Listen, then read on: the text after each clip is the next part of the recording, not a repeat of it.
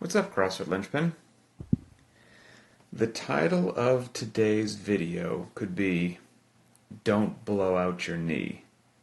But of course, I have to tell you the date. Today is December 30th, 2019. We are winding down 2019.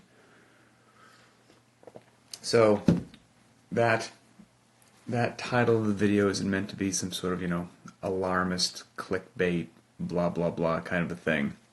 It just frames the conversation really well. So once again, don't blow out your knee. And what I mean by that is, this popped into my head the other day, maybe about a week or so ago. My family, we went skiing for the first time, and I haven't been on skis in 25 years. I somehow didn't kill myself. I think it's been about 10 years since my wife was on skis. And our two boys, we've got an 8-year-old and a 10-year-old, are significantly better skiers than we are. They, of course, have less fear also. But we had it was a beautiful day. We went skiing, had a fantastic time.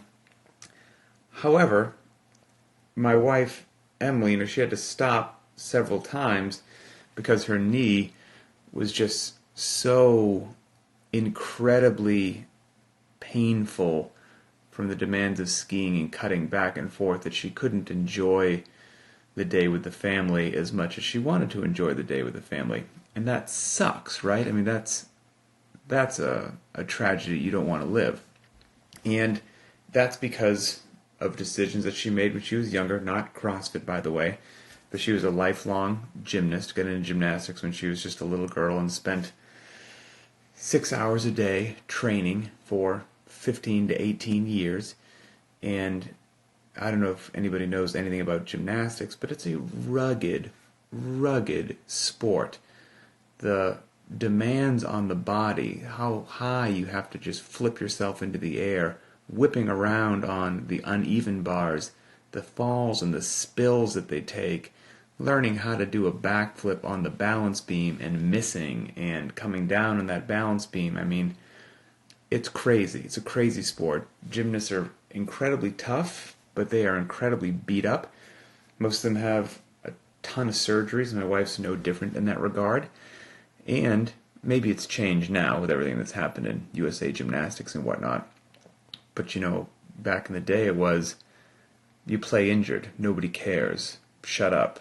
And not only do you have to play injured, but you have to get out there and do your gymnastics routine, and you're also not only getting graded on whether or not you execute the routine properly, but are you smiling and looking appropriately like nothing in the world is wrong and you're just this super happy boy or girl out there doing their gymnastics.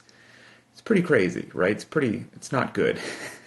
And you do that for years and years, and I'm sure you could fill in the blank. You could say the same thing with rugby or football or, whatever it is. That culture of you do this damage to your body, suck it up, get out there and play, support the team, and that's that. And it was the same thing when I was in the military, obviously. There's demands in your body that are placed there, and the culture, to a degree, is also, nobody wants to be a sick bay commando, right? So you don't go to sick bay if you're hurt. You just go to your corpsman or your medic and you ask for a huge handful of 800 milligram Motrin, and you just shove them in your mouth continuously, and you hope to null or dull the pain. And then you go out there and you do your job and you don't complain, and it catches up. And it may not catch up with you in your 20s or your 30s, but eventually it will catch up. All those checks that you're writing with your body, the rent will become due one day. And I'm 44, my wife's 38, and the rent check is becoming due on her knee and what she did to her knee in gymnastics. And when you get to that season of your life and you see a couple of your little kids skiing down the hill, and you can't quite ski down there with them because you decided that your floor routine when you were a gymnast was more important than taking care of your knee, or you were in the military and you decided that doing that next ruck march was more important than the pain that you had in your back, or whatever it was, that in the day seemed like a very, very good decision. There's a chance that, again, at a different season in your life, you will look back on some of those decisions and go, dang it, was that the best call? Because I would really like to be skiing with my family right now, and I can't. And I'm not, that's for each person to make an individual decision on. But my point is, whether you were or weren't a gymnast, or did or didn't play football, you were or weren't in the military, whatever, everyone has that same decision to a degree to make every single day that you walk into the gym. Every single day. Good decision or a bad decision.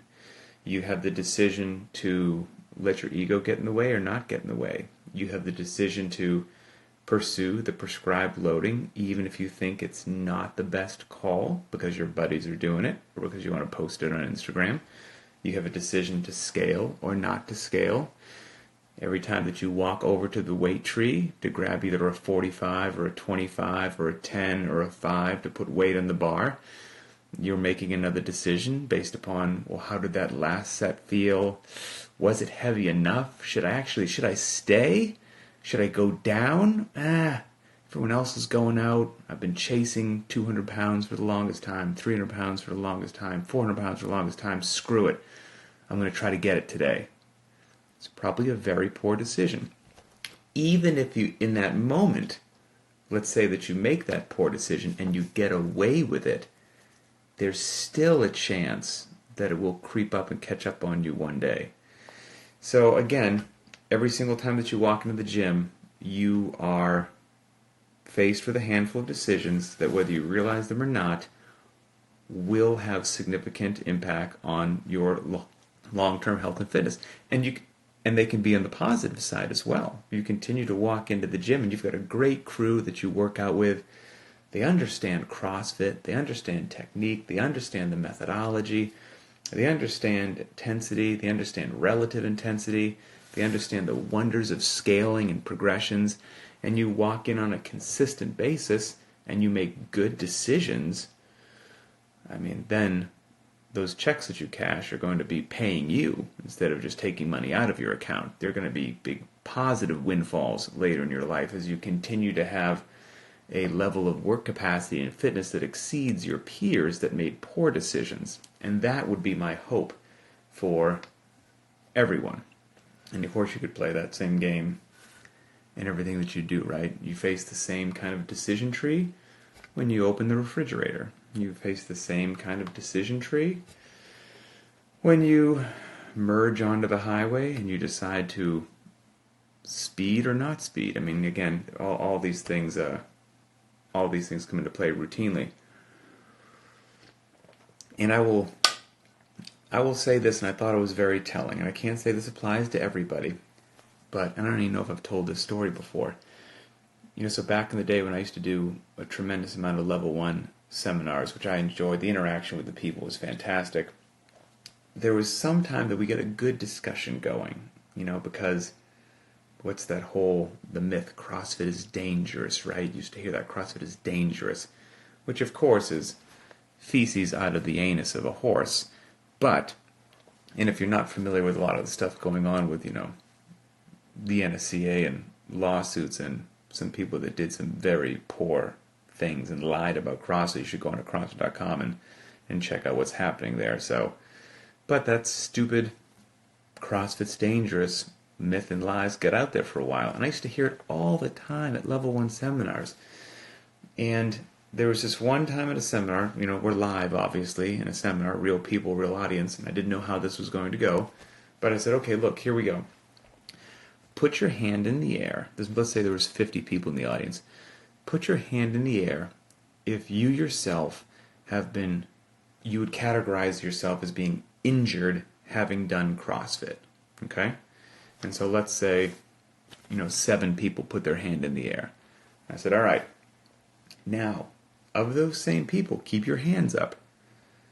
How many of you also, before you got injured doing whatever it was, had the slightest little thought creep in your head of, oof, I don't know if this is the best idea, or yikes, that last set felt darn heavy, ugh, or I'm kind of tired, or this isn't my best lift, or something along those lines, some little voice in the side of your ear that said, I don't think this is the best decision, but you kind of did it anyway.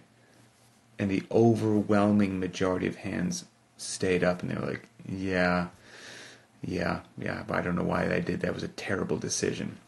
So I was like, okay, great, did you get hurt back squatting, or did you get hurt based upon your decisions? CrossFit didn't invent the back squat. Did CrossFit hurt you, or did you get hurt based upon the decisions that you made? And it's the same deal, things that happened to me in the military, I might have been able to prevent it a little bit by making better decisions. You're playing sports, doing whatever it happens to be. But my hope is that everybody, when you walk into the gym, realize that you have an opportunity.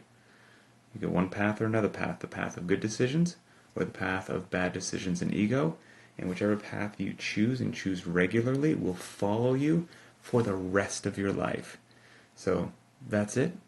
I hope everybody chooses the proper path, and then we're still talking when you're in your 30s, 40s, 50s, and 60s because you're still working out. And I've said this before, I'm 44 years old. You know what's way cooler than a massive back squat at 44 years old? Not having any knee pain, hip pain, or back pain is way cooler than bragging about your back squat. Now, would it be wonderful to have both? Yeah, of course. Go in the gym, back squat appropriately, push yourself appropriately, but then take good care of yourself so that whatever you want to do for the rest of your life, you do it, and you do it pain-free, reaping the benefits of all those sessions in the gym. So that's it. Hope everybody has a fantastic day. New Year's is coming up. Have a great New Year's. And we will march into 2020 happy, healthy, strong, and we'll continue to get better. Have a great day.